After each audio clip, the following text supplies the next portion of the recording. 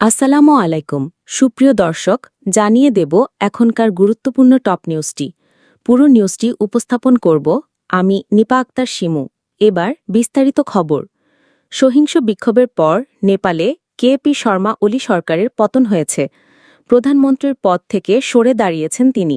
president Ramchandra Paudel ওলির পদত্যাগপত্র গ্রহণ করেছেন তবে পরবর্তী ব্যবস্থা না হওয়া পর্যন্ত তাকে দায়িত্বে বহাল থাকতে অনুরোধ করা হয়েছে এদিকে অলির অবস্থান বা তার ভবিষ্যৎ নিয়ে এখনও কোনো তথ্য জানা যায়নি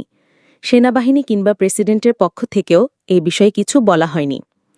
অলি সরকারের পতনের পর নেপালের ভবিষ্যৎ কোন পথে এগুবে তা নিয়ে অনিশ্চয়তা দেখা দিয়েছে সংবিধান বিশেষজ্ঞ ভীমার্জন আচার্য মনে করেন এ সংকট থেকে উত্তরণের পথ হল সর্বদলীয় আলোচনা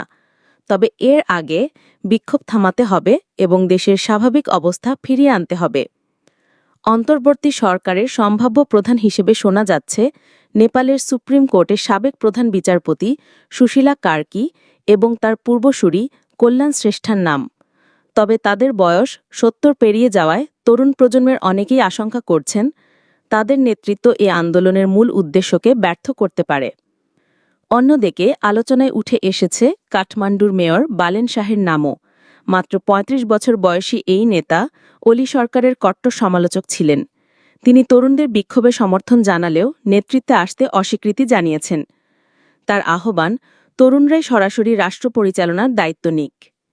এদিকে সেনাবাহিনী জনগণের নিরাপত্তা সম্পত্তি সুরক্ষা এবং শান্তি বজায় রাখার আহ্বান জানিয়েছে